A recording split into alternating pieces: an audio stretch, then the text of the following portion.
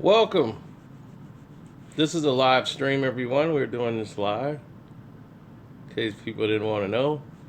Nightmare on Elm Street. Robert Englund and New Line Cinema, the new company that was coming out, decided to come out with something that completely mortified everyone when a guy in a Christmas colored sweater and a fedora burnt to a crisp with a glove with blades on him came out.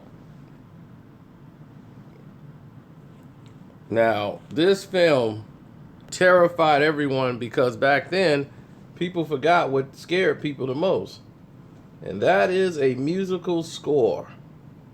A Nightmare on Elm Street score was completely terrifying. And because of it, and because of how terrifying it was, it left people paralyzed. The first kill we ever saw was the Tina kill.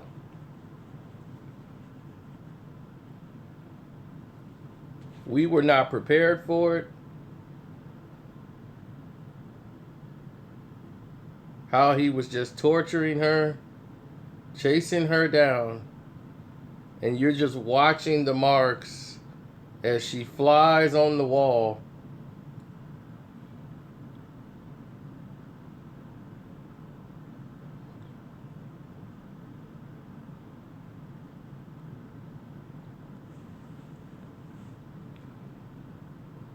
That was like one of the most terrifying scenes.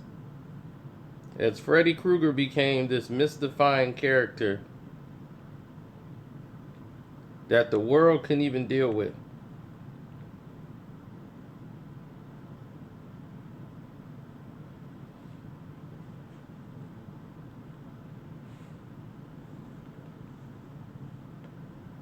Freddy was larger than life at this time. Like, there was nothing bigger than Freddy Krueger when he came out.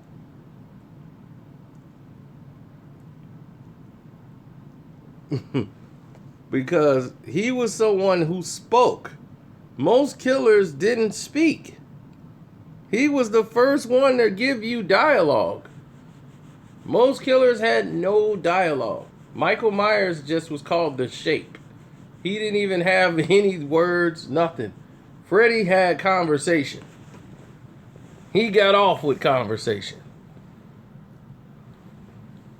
So in this film, you're learning for the first time what Freddy Krueger is or who is he.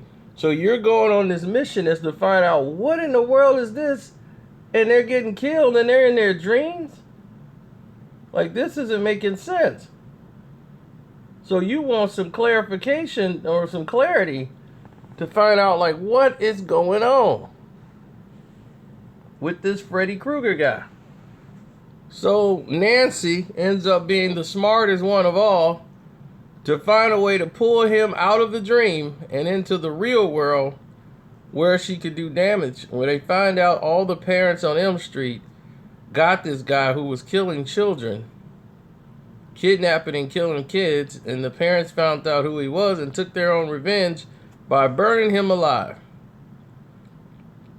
And he has returned burned and scarred with the same sweater and fedora and his glove that he used to torture with.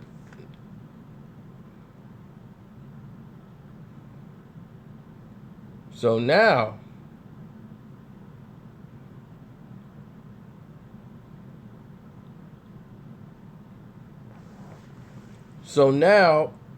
that is how Freddy Part 1 basically ended, as he was so terrifying to look at. They could not put Freddy Krueger on a cover back then. On Nightmare on Elm Street, you could not see Freddy's face, and they didn't want to show Freddy's face on a lot of the commercials because of how badly the makeup job and the makeup crew was so good. Freddy Krueger's face could not be seen that much because it was so terrifying to look at. So for the advertisement,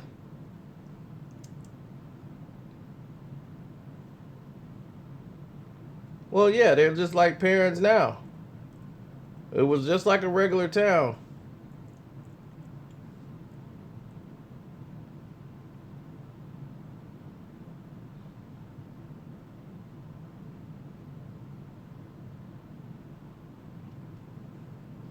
Now, this is going to shock a lot of people.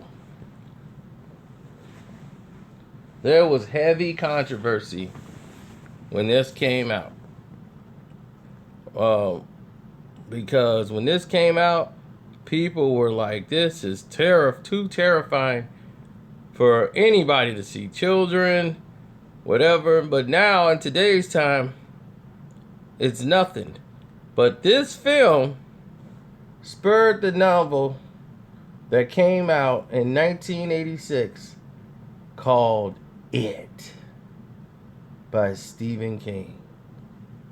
And a lot of controversy came out of it. Because at that time, Nightmare on Elm Street was the biggest thing in the world. And what they did was create something new based off the theme of Freddy Krueger, even though Stephen King will never admit to it. What he created was something that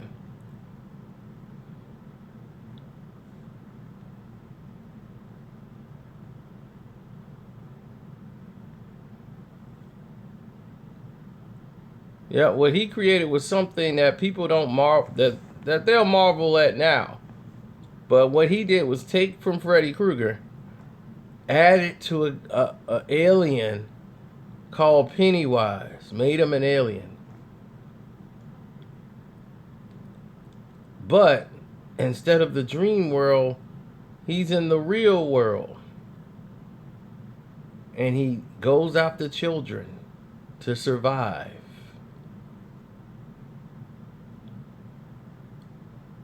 And he had to speak. He manipulated. But they couldn't describe it, and he was a shapeshifter, just like Freddy Krueger. See, in the comics, you don't really see a lot of his shapeshifting. I mean, in the movies, you see him only as the clown. Yeah, like LeBron. But he was a shapeshifter like Freddy Krueger. Freddy's in the dream world. He appeared as many people. Then he turns around and he's Freddy. That's how Pennywise was. That's how the miniseries was developed. He did that a lot in the miniseries, but he didn't do it a lot in this one.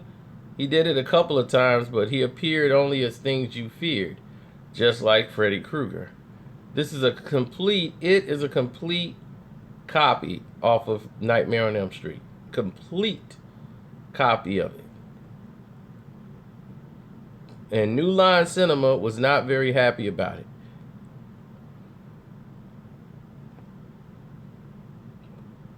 It could never be portrayed by anybody else. Robert Englund brought this character to life because Robert Englund understands horror.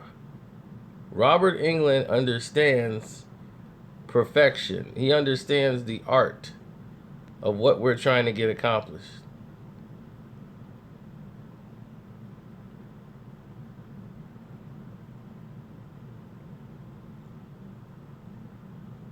No one could play the role like him. Now, Freddy was never meant to be the star of the movie. He was meant to be the star villain in the movie. That was his job.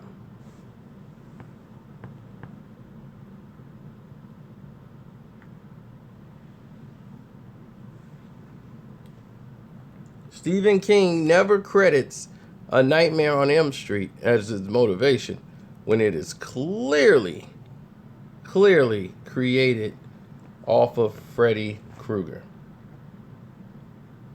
Now you go to episode 2, Freddy's Revenge.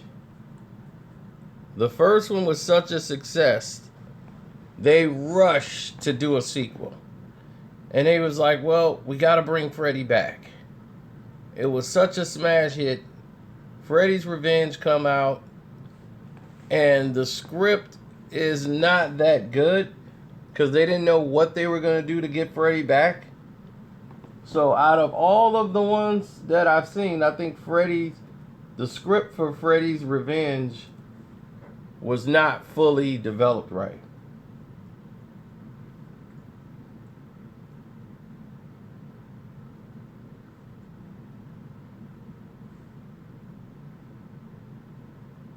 No, it had poor actors in it, and the fact that it suffered from a terrible script that had Freddy Krueger having to be born through another person. It had great visuals from a visual standpoint. It was something to marvel at, but definitely not something you want to recommend to people. Part 2 had some great scenes in it, like visuals, but the script was very poor.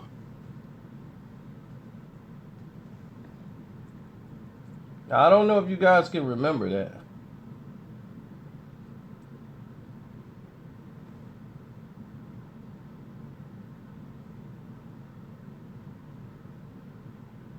Like the best scene is when you actually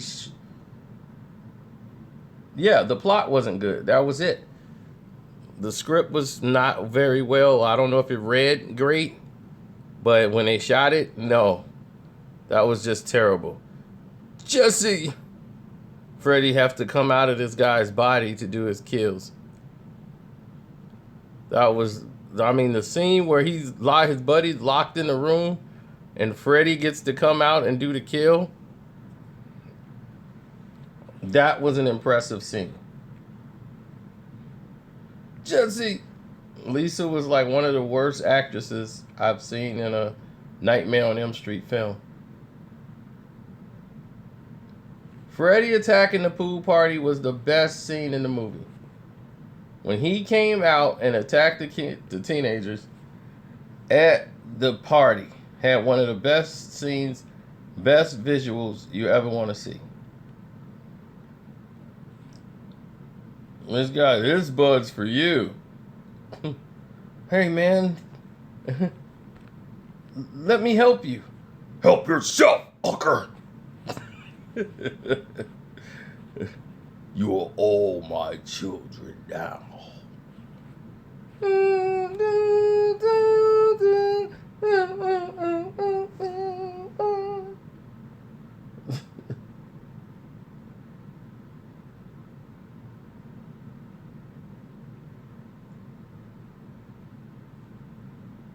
So 1985's Freddy's Revenge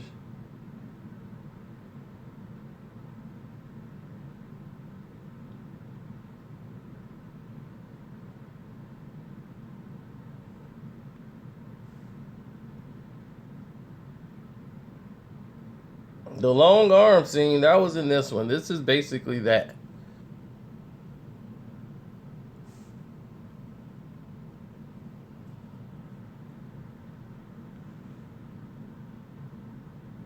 But for makeup crew, they was always nominated. They had the best makeup crew alive. Because Freddy Krueger actually looked like a man that was burnt. And that's what we're going to get to when we get to part 3. Freddy's Revenge. When Krueger was there, that's what he looked like with the makeup. He looked like a severely burned man.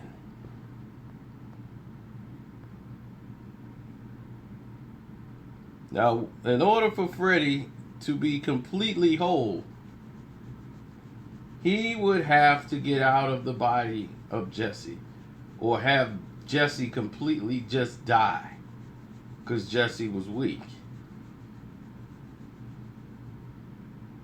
And then he would be Freddy forever. But Jesse was in the inside fighting because Lisa was the one he couldn't touch. That's who he loved, Lisa. Then the part when the tongue come out, Freddy's tongue come out of his mouth, creeped a lot of people out.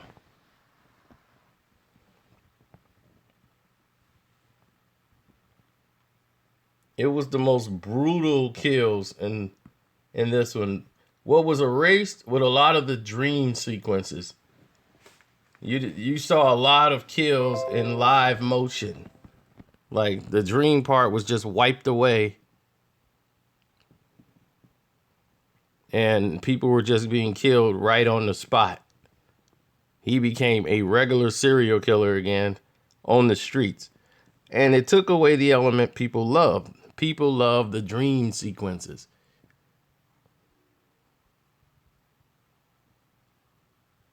And then her love for Jesse, her just talking, fight him, Jesse, you can win, Jesse. It irritated even me.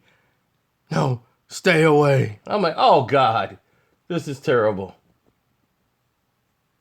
Just completely terrible. So after that, everything goes back to normal. Jesse comes back. Freddy goes away. Then the school bus goes all out in the desert like it did in part 2 when it came on. That school bus scene. That school bus scene was vintage. So when it happened again, at the end, you're like, okay, well, Freddy's going to be back for part 3.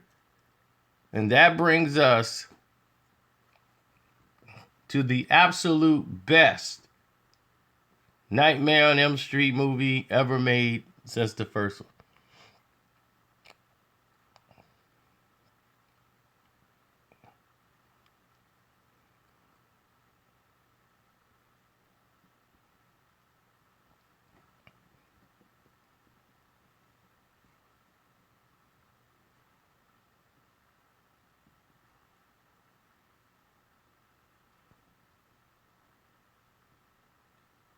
He auditioned for Han Solo, but let me tell you something else.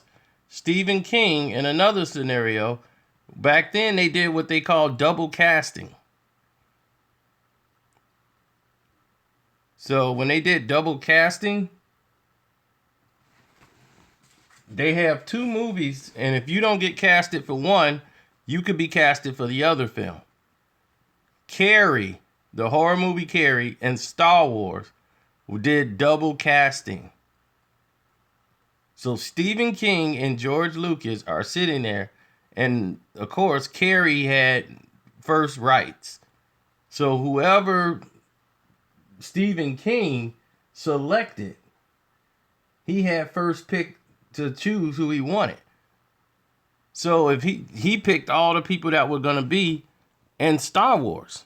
John Travolta was going to be Han Solo. And the guy that played Believe It or Not, I'm Walking on Air, he was going to be Luke Skywalker.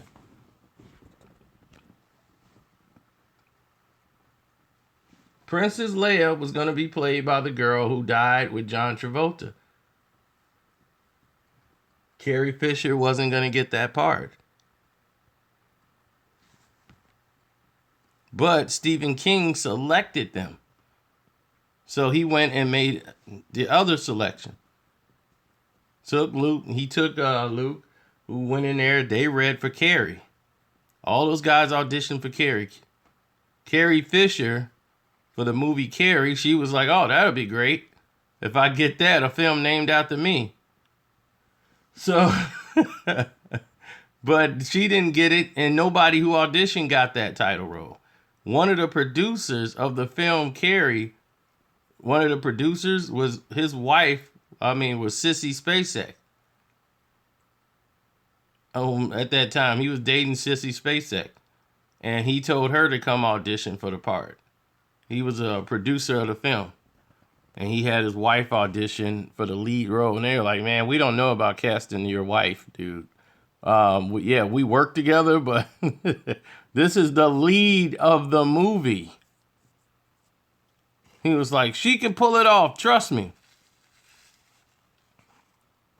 She came in, did her role, did her little part, and she was like terrible at first. Then she came in one day and she was Carrie.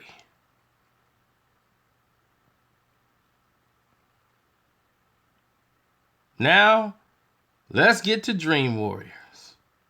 A Nightmare on Elm Street Part 3 set world records for one of the largest horror movie debuts ever.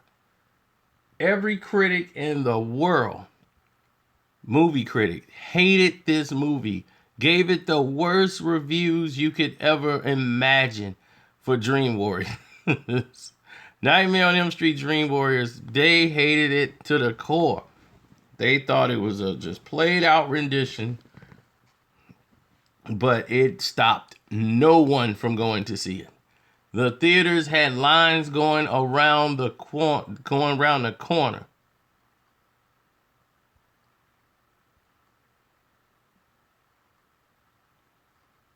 Yes, of course I knew that about Unbreakable and Split. And they're working on that sequel as we speak. This was the change and the turn of many events.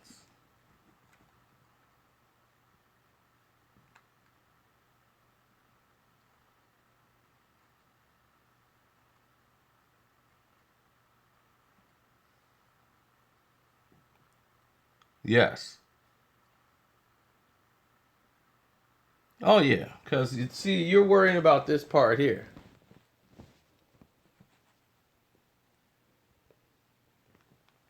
Part 3, which focused more on the psychiatric clinic of the surviving kids who people thought they were crazy, that they were seeing Freddy Krueger. This led to the biggest controversy ever because the novel comes out in 1986, right when they're coming out with this film. And then people were saying how the character Pennywise in the book It reminds them of a Freddy Krueger. So, right when they're writing the script, a lot of people felt that Nightmare on Elm Street, ticked off at the fact that they were ripped off of their material, actually used it to write their script for part 3. That this one, the Dream Warriors, turned out to be It.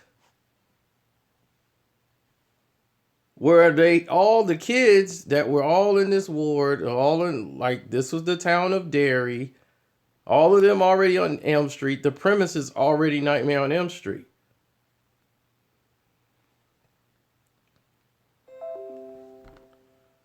Celebrity appearances. Freddy was a superstar. This was Freddy's first feature. Like, he was the featured star of this movie. You saw Freddy more than you saw almost the entire rest of the cast. He showed up on the screen. His dialogue was extended, and it became a comedy fest. And it was the first Nightmare on Elm Street where people were rooting for the villain. People were there rooting for Freddy Krueger. They didn't care about nothing else. They were there for Freddy. And that was it. And Freddy is dropping line after line, and people are loving it. They are cracking up. Yep. This is back when he was Larry Fishburne. Freddy comes out of a television, grabs her. You finally got your big break in television. Up to prime time.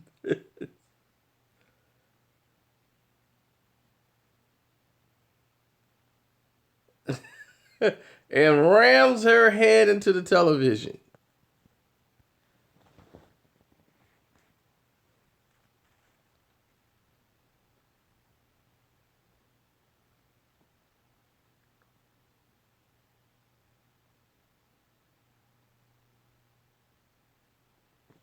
This was what they wanted. The fans wanted this comedy, and it went away from the horror factor into the comedy factor. And Robert Englund warned them about taking this avenue. And some of the dialogue for this film was changed. All of it was changed for more, like they did a Lionel Rama. He said a lot of horrible things, like terrifying things. They's like, okay, well, let's change that. Let's do like, let's say something funny. So they would go back and rewrite the script to make Freddy say funny lines. But it was more terrifying and more horrible, like evil and sinister. But comedy Freddy is what they wanted, and they were right. The studio was right. It became a box office smash. But this was the first movie where the people could actually fight back against Freddy inside the dream world, which is like the book It. When people get strong and stand up to him and have the courage to fight him, he feeds off your fear, just like Pennywise, just like they stole that from Freddy Krueger. So when they came out with the Dream Warriors, they basically took it off of It, using these kids have special powers once they enter the dream world.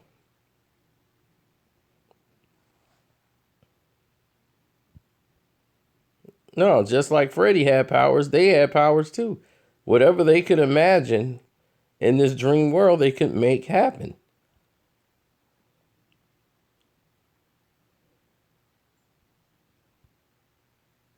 So just like Saw, this to me was one of the best because of the artwork, some of the dream sequences, the snake, the one coming through the floor. That will always be one of the best images we've seen. The giant snake coming through the floor. That was just critical to see that when he goes in the house and sees Nancy for the first time in years. You.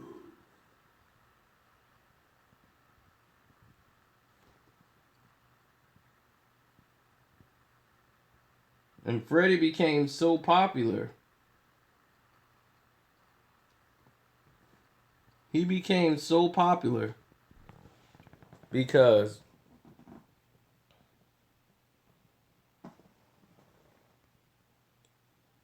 they were able to let Freddy hold the whole movie down. Like Friday the 13th, you never see Jason in the film that much. You never saw all these things take place.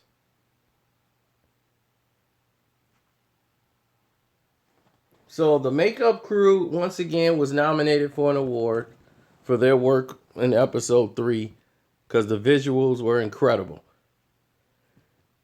And what this did was tie into things that make sense. This one had a script that made sense.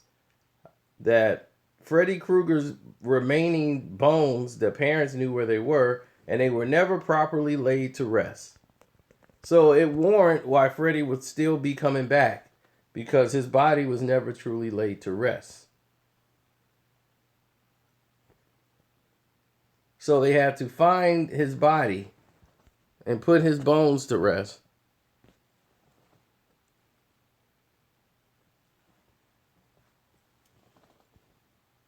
But Freddy vanquished Nancy finally.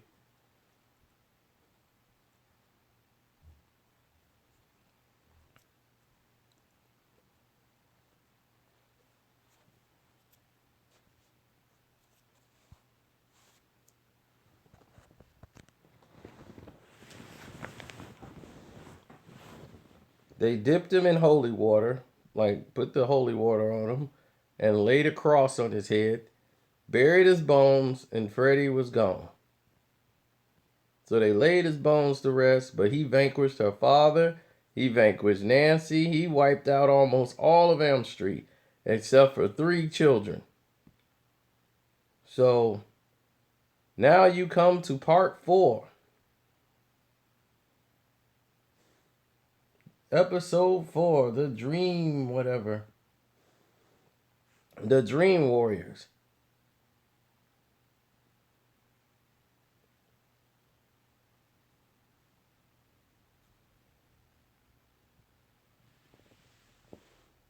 Once the Dream Warriors debuted, it became a it became a phenomenon. Dream Warriors broke another record that was set by episode 3.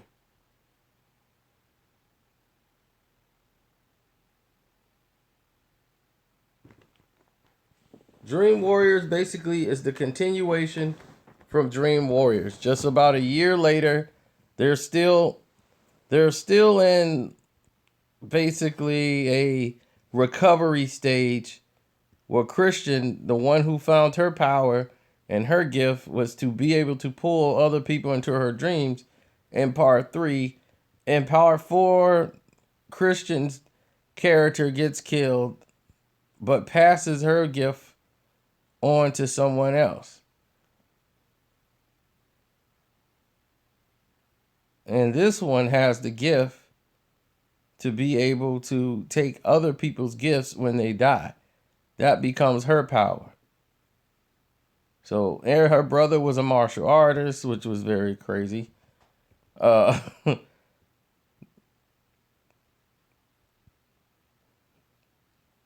they had a different actress play because the first actress was played by Patricia Arquette, and she was a real actress. So she had better roles on the table than to repeat this ridiculous script that was in part 4, The Dream Warriors.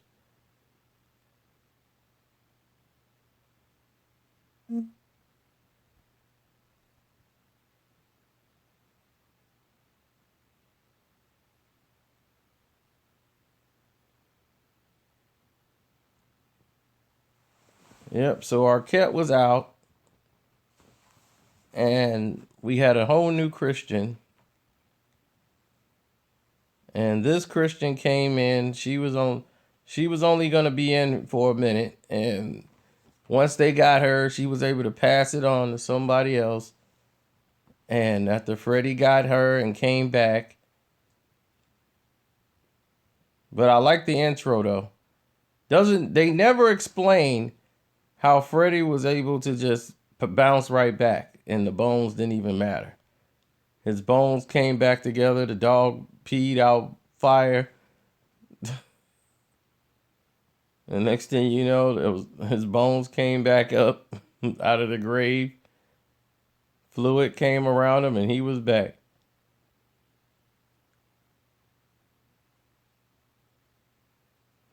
No, we're going to get to that. So in part 4, he was brought back due to the fact that he still had the souls of the children. So the souls of the children are what he still has on his chest of all his victims. He keeps their souls. And what was happening is he would get the souls. This girl in this film would get the powers.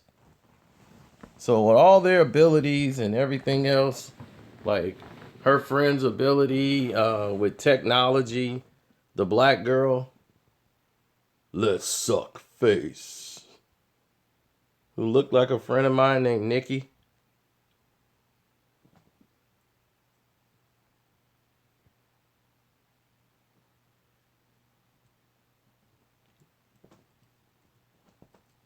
When he had the apple in class.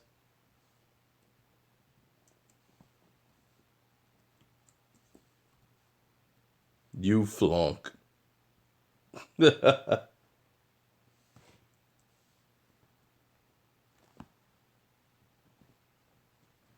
told Meek not to trust Nikki.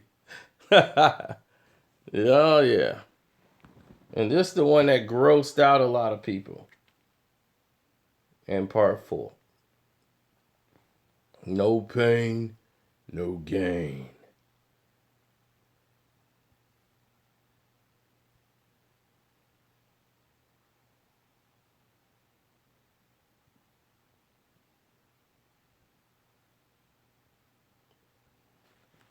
And by her fearing insects, her fear turned against her and turned her into a big, gigantic cockroach.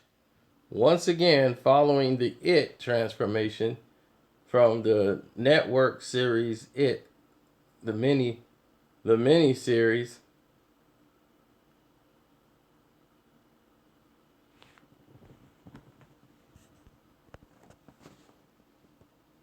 She transforms into a big insect, where many people thought she was transforming into a giant spider, as you saw in the It miniseries.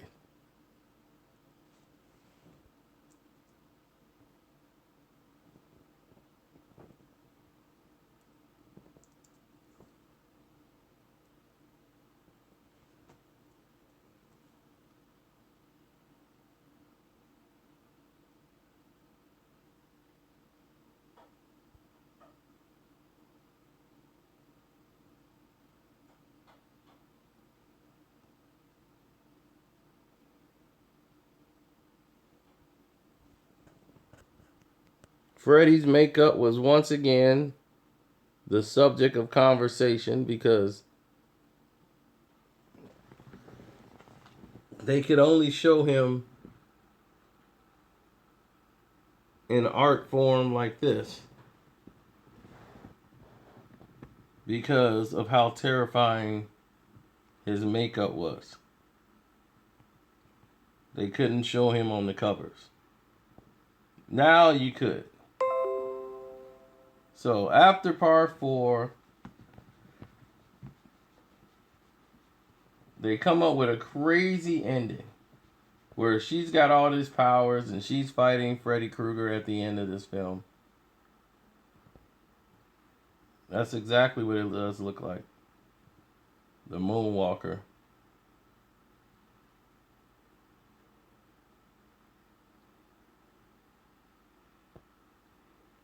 But there's a crazy fight at the end.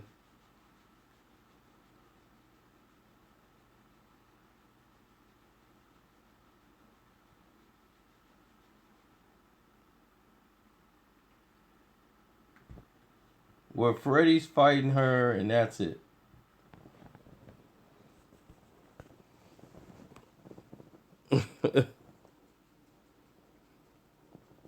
This fight scene with the girl with all the power, she has her brother's martial arts sense. She's got her switchblade from her friend. She's got the technical stuff her other friend had. She knows all about tech stuff, and now she's turning more and more into a super warrior machine. Freddy's using her because she has the gift to bring people into her dream. So he's, bring me more. That's why he's keeping her around, because she keeps getting scared and pulling people in her dreams. And he gets to kill more people. As he then wiped out Elm Street, he wants to keep going. But once again, Freddy's makeup crew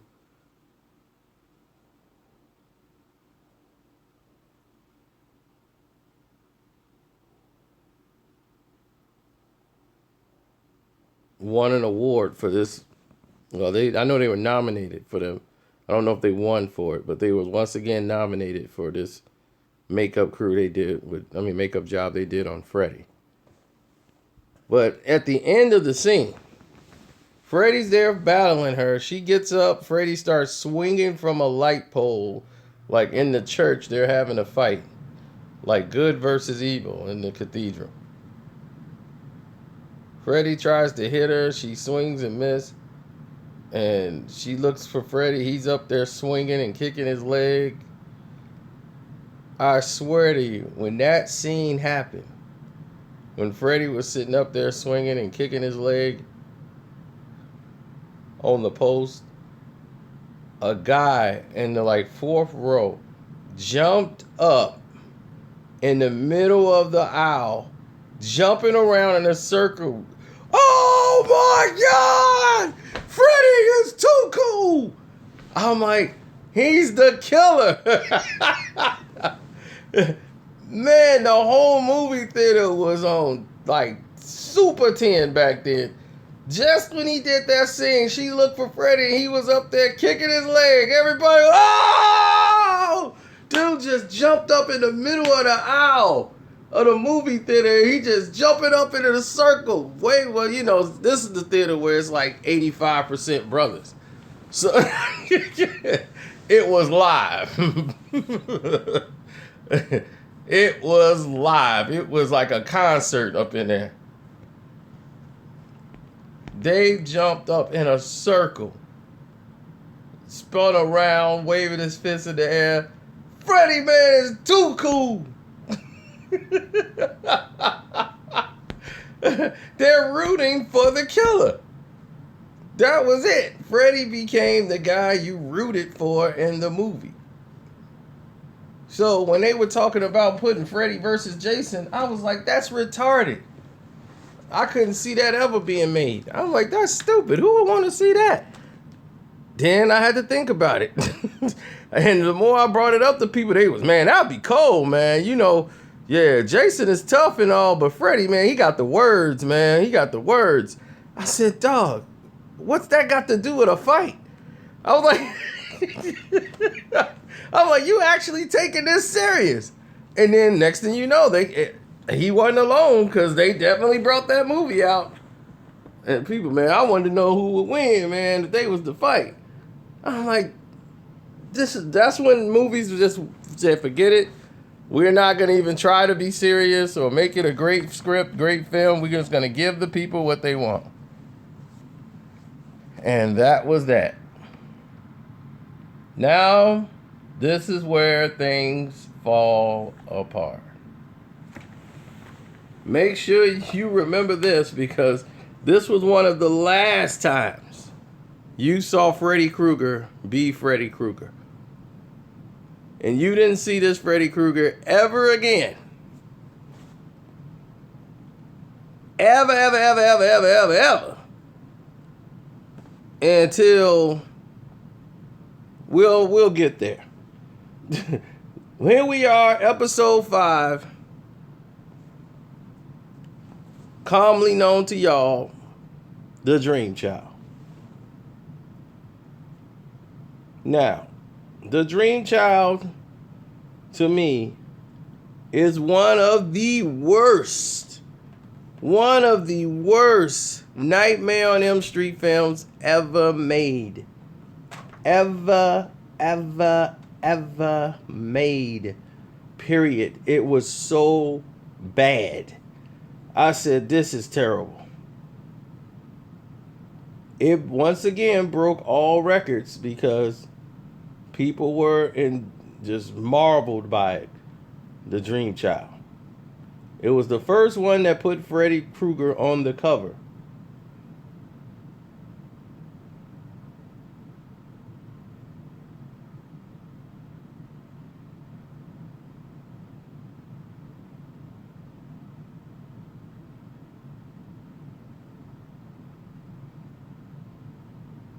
Freddy's Dead was awful too. But the scenes, it wasn't filmed awful.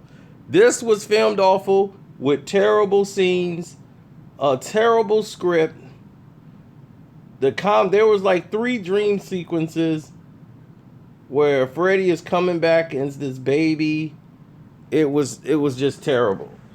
Like, oh, his mom's still, her body in the spirit form. She's trying to help them put an end to Freddy. He's trying to come back as this child that the dream girl's having.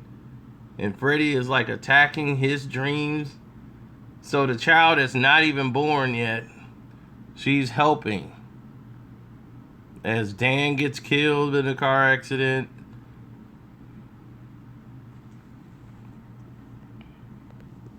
But this was the first time New Line Cinema told the makeup crew who wanted a raise, we can't help you. So this time things got a little thing. They were like, we don't need you. Nightmare on Elm Street is bigger than this makeup crew. Blah, blah, blah, blah. So now they got a new makeup crew. And this makeup crew, let's just say, is not this makeup crew.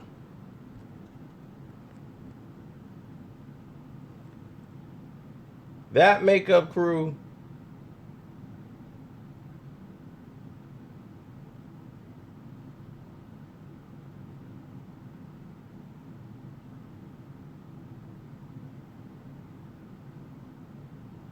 as this was the original poster.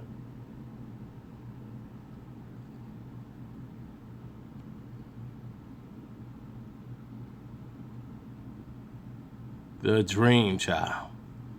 It was Freddy got a baby. So everybody rushed to movie theaters as it went up against Friday. What was that? Friday the 13th, Part 8, Jason versus Manhattan. It crushed it in the box office, but the movie itself was completely ridiculous.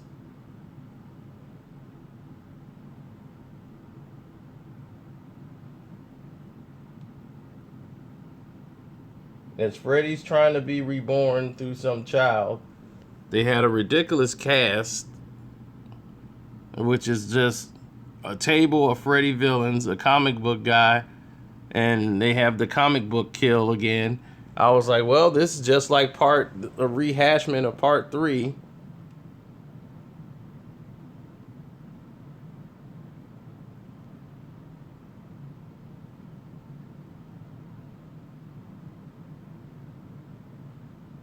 Dan turns into some robotic whatever that is.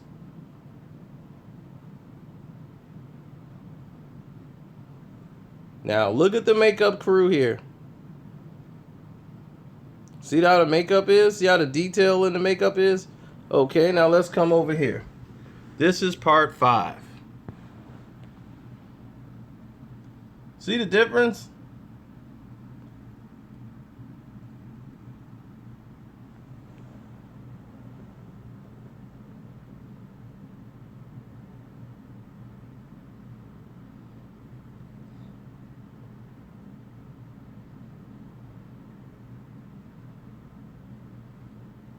This is where it went left. Freddy was on screen more, and they wanted to dress him up and make him look a little bit more, realistic. They had a television series kicking off that came on NBC.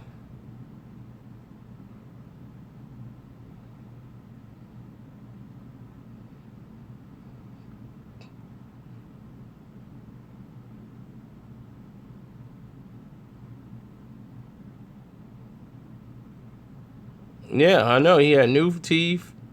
He was totally not himself. And it didn't look like Freddy. The script was bad. I said, this isn't Freddy. That's a whole new fedora. Totally not part 4 Freddy. That's Freddy Krueger. This is a guy dressing up as Freddy Krueger for Halloween. I'm like, what are you doing?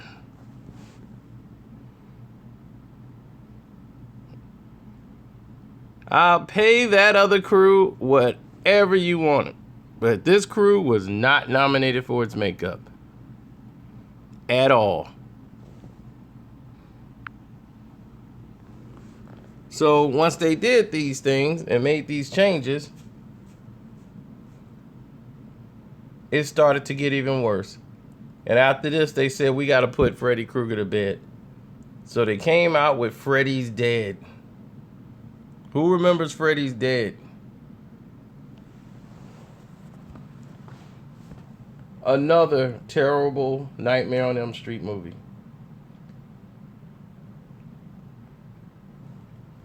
This one was insulting because Freddy's Dead, the fact that it was in 3D,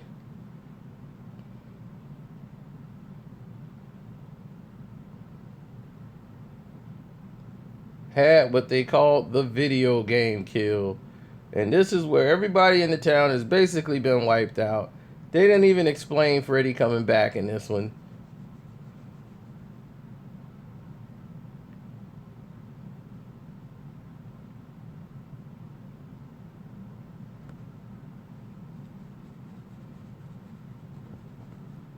And this is where Freddy had a daughter who was taken away from him, and that's why he's making everyone pay, because his daughter was taken away once he was killed.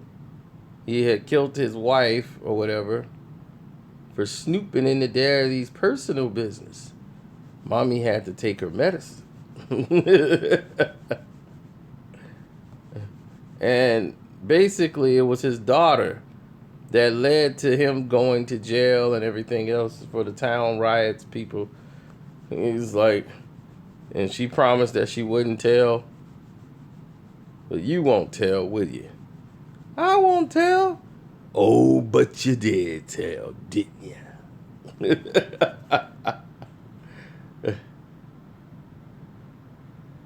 Yeah, and that's when you saw him out of his Freddy Krueger outfit.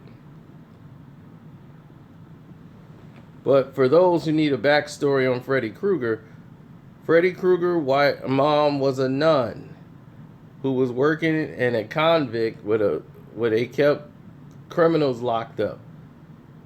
And somehow she got lost in the shuffle and was locked in there for the holiday weekend. She was raped repeatedly by 1,000 maniacs. And she got pregnant. Yes, his mom.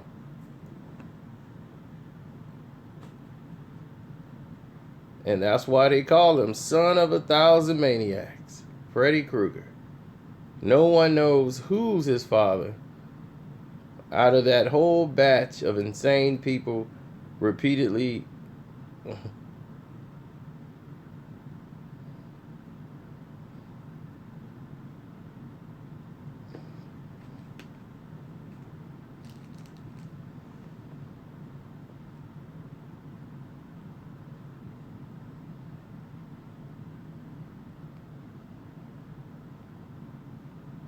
But once again, makeup crews kept changing, and Freddy Krueger's makeup, he was becoming more and more human as you looked at the makeup. He wasn't looking like a guy that was burnt.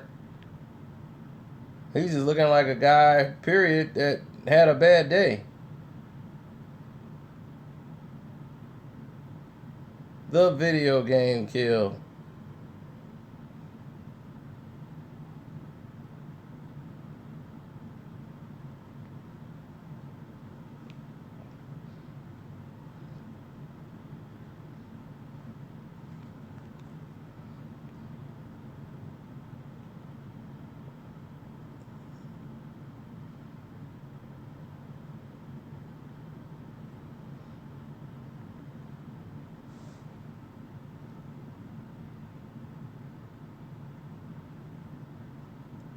Yep, it was ridiculous. As he falls into the depths of hell. Right where part 5 remained, part 6 convinced that, yeah, go ahead and kill Freddy off. But this Freddy was in 3D at the movie theaters. They brought 3D back to the movies, and as the guy who brought his kids there to see some movie, and they was like, Nightmare on Elm Street is out. Freddy's in 3D? No, we gotta go see Freddy. The kids was, no, I don't want to see Freddy. No, we gotta watch Freddy. Give me 3 for Nightmare on Elm Street.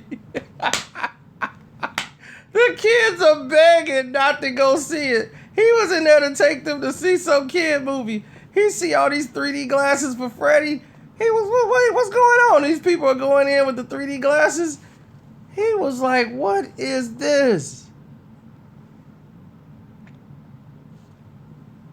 Oh, yeah, those 3 demons, yeah, that he gave his soul to, they kept popping up. They were, like, everywhere.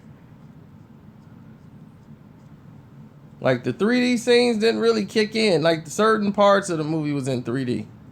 Like, when they get to the 3D scenes, it flashed. Like, put the glasses on.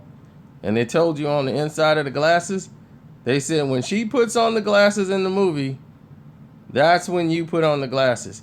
So everybody was waiting till it got to the part where you had to put on the 3D glasses. And they had the scene in there like, you got to put in these 3D glasses and it'll take you into the world. And when she put the 3D glasses on, everybody in the movie theater clapped because they got to put on the glasses. And when they put on the 3D glasses, everybody was, yeah! And everything was in 3D. From that point on until the glasses faded. So like the last 30 minutes of the movie was in 3D. That was the only thing worth anything in the movie because the movie was terrible. 5 might have been better than that one. That's how terrible it was. Matter of fact, I got that thing. That movie right now is outside of its set. It's like mixed in with one of my music CDs, one of my burnt music CDs that I haven't downloaded. It's like sitting over there somewhere, just sitting there like, we sitting here. I don't know why, but we here. So it was done. The series was over. Everybody was through with it. Now, Wes Craven has this idea. He had a dream. He was, oh, I know how to make Freddy scary again. The New Nightmare. So the New Nightmare was coming out, and everybody's like, oh, is this Freddy Krueger again? Or what is it? They're not showing Freddy. Then on the trailer, it comes out at the end, at the last trailer they showed, Freddy opens the closet up and goes, miss me? Everybody like, Freddy's back! So once again, they run into a thing where Freddy Krueger wants to come into the real world. He didn't exist. And the actors who actually played them in real life, using their real names,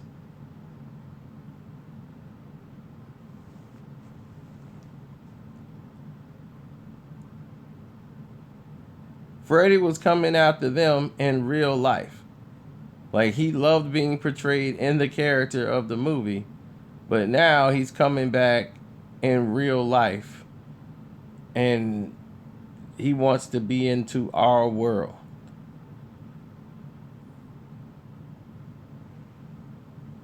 That's exactly what the movie was. What if Freddy was real? And that's what they wanted to make that a new reality, a whole new nightmare. And New Nightmare came out, and they was like, do not try to turn this into a film, as it failed. Yes, very badly executed. So Robert Englund came back for that one, and they decided, Wes was like, okay, I'm done. I'm not doing no more. I'm out.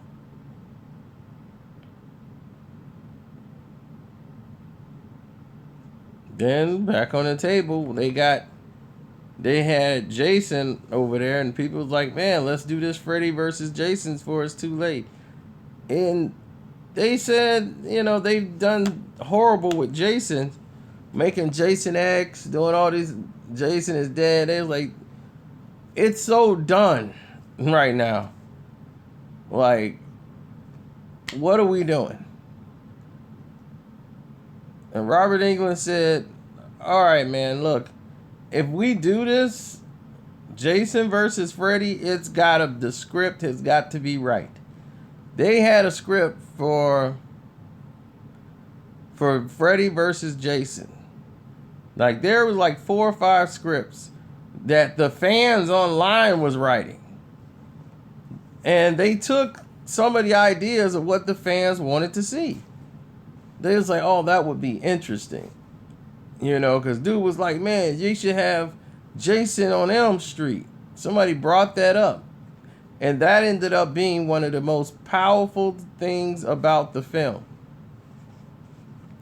What I thought about New Nightmare, like someone just said in this chat, great concept, horrible execution. And they have to stop with these children actors. He wants to come into our world. Both kid actors, the one from part 5, he was the new Fred. Everybody was looking for that Fred Savage for Wonder Years type actor. Then they had the actor that was in Stephen King's Pet Sematary. He was in New Nightmare. He became the not fair. He was the first. I see dead people. He was the first him. Besides that, everybody wanted that Fred Savage kid, so they had a kid that looked like Fred Savage. Put him in all these movies.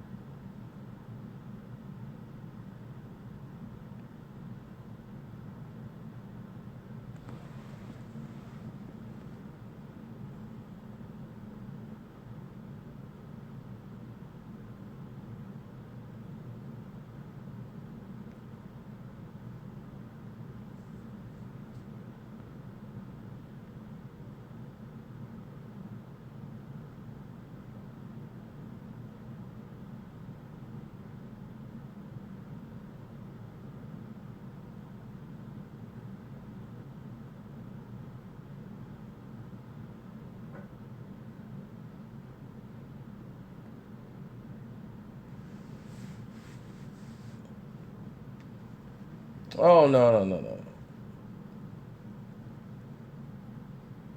Let's talk about what really needs to be talked about in that film, and that was the fact that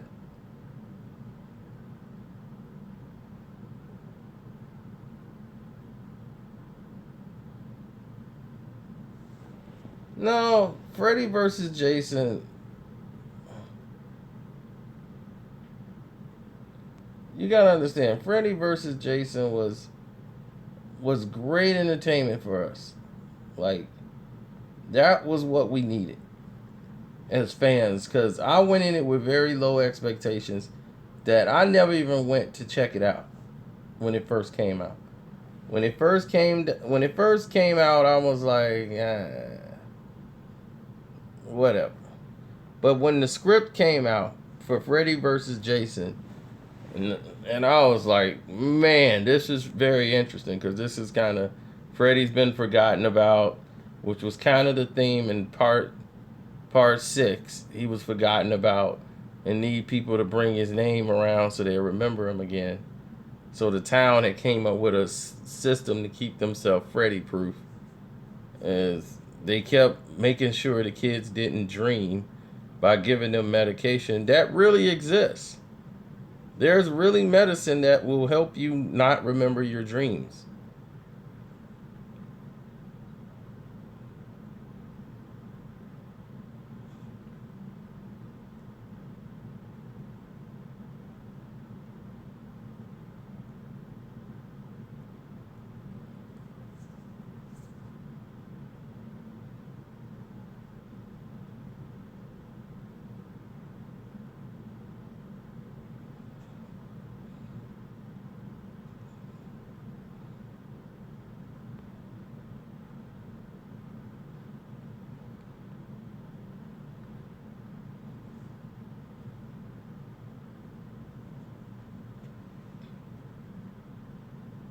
Well, Freddy had dialogue. He was the first serial killer with dialogue. As you can see, Freddy was animated. If you were gonna do this, to have Robert Englund do it was fine. This makeup crew they had was not the original makeup crew, but they did a much better job than the other guys who did Freddy Krueger makeup. The action scenes in which they fought each other were classic. The fact that Freddy needed Jason to go to Elm Street to start doing kills and killing people so that people could think Freddy was back and start bringing his name back up so that he can come back around.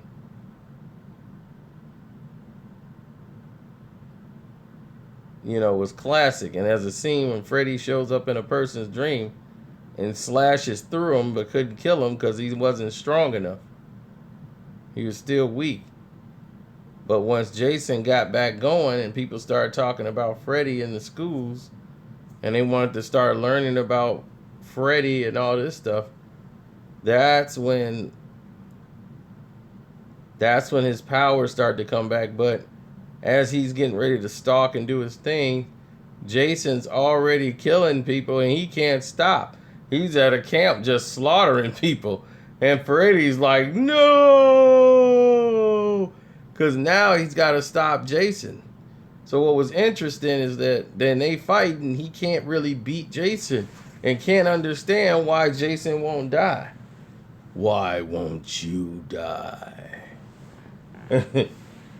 The scenes were great. It was very well shot.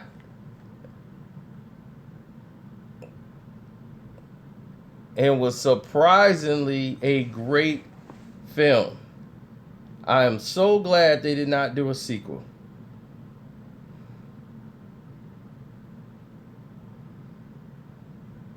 Because, see, Jason doesn't have any dialogue. Freddy does.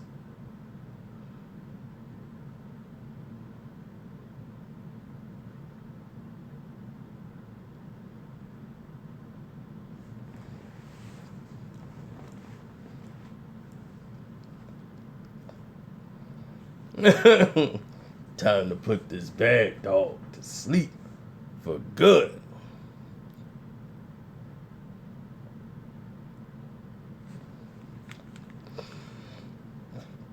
Freddy was working, man. He was working hard when he got back into the real world.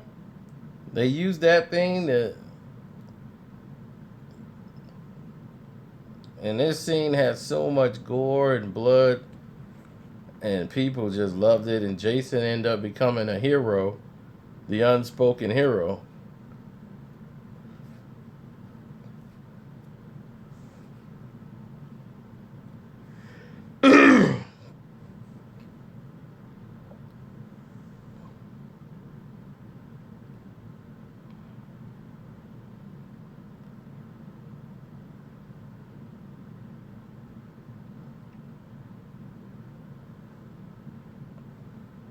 It makes no sense to me how they would make Jason afraid of water. Because Jason is from the water. The water basically is where he was created. Because he actually killed people coming from under the Camp Crystal Lake. But that's how they both originally died. Jason by water, Jason by water, Freddy by fire. So for this, it made sense for both of them to go back to their element.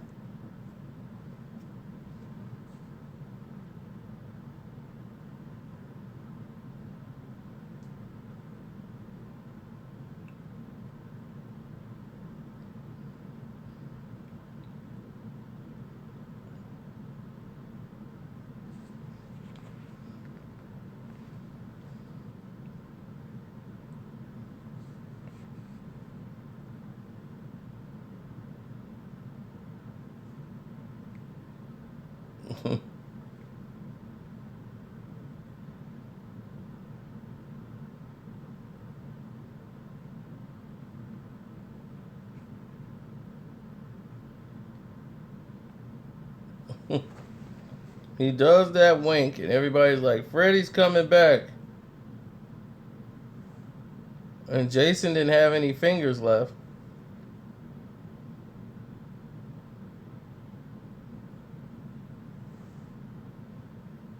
But just by Freddy giving that wink, they were like, we're going to see this again.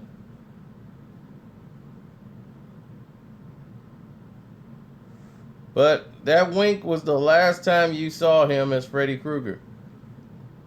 That was his nod to the wink to the audience. Because that was the last time we saw him as Freddy Krueger. As Robert Englund retired from playing Freddy Krueger.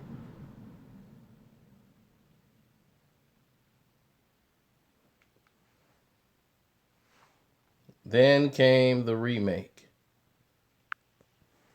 The remake to me wasn't that bad. It was bad, but wasn't that bad. It just missed from the very beginning. They turned Freddy Krueger from a normal human being who socialized with everybody, who worked at the school, and, it's like the school janitor. And instead of making him, I don't know, he went from the child serial killer to the child rapist. That presented a problem for me. And I said, now you've taken the arc and made it into something else.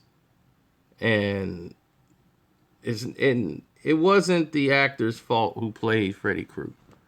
He played a terrifying Freddy Krueger. It was just people who have already identified with Freddy. So when you introduce a new Freddy Krueger character, this was the Freddy that they had in mind when they originally made the script. Him being a serial rapist and all that. They changed that to serial killer because it made more sense. So now, because Freddy killed men, all kind of kids, boys, girls, he didn't have any particular to the situation.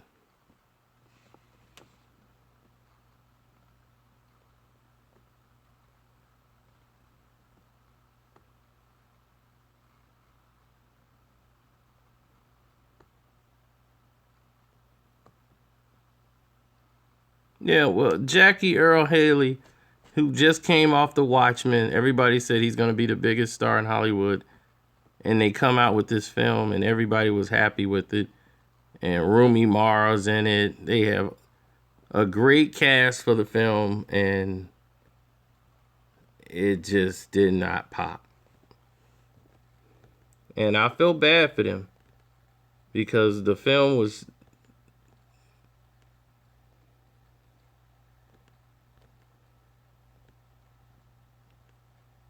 Once they changed it to that premise, it was wrong. The dream sequences did not stick because the kids were going in and out of the dream world. It was just not making sense. And you couldn't connect to the dream world, and he really didn't talk. And you're used to Freddy talking, so when there wasn't any dialogue, you're like, he's just a very revengeful Freddy. I mean, don't get me wrong, it was better than 5 and 6 and all these other ones. The New Nightmare was. It just wasn't. It was nothing that you could remake the series with. People were still Robert Englund crazy. There was no way you could recover from this one. So it's like you don't need to reboot it. Let it live as its own identity. And they wanted to reboot it and do a whole crossover with this one and the new Friday the 13th. Which I really didn't have a lot of problems with. Because when they redid Friday the 13th, I liked the fact that they mended like 3 movies in one. A lot of fans didn't like that. I like the fact that they mended those 3 movies because if you're gonna do a remake and you're gonna start right off with Jason, you should definitely just zip through the part with his mom and everything else. You don't need to continuously go down this avenue.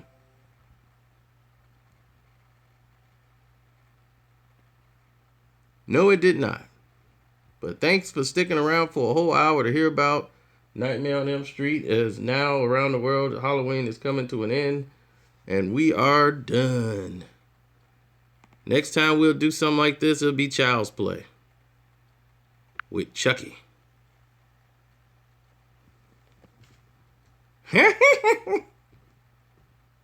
And you have a date with death. Hi, I'm Chucky. Wanna play?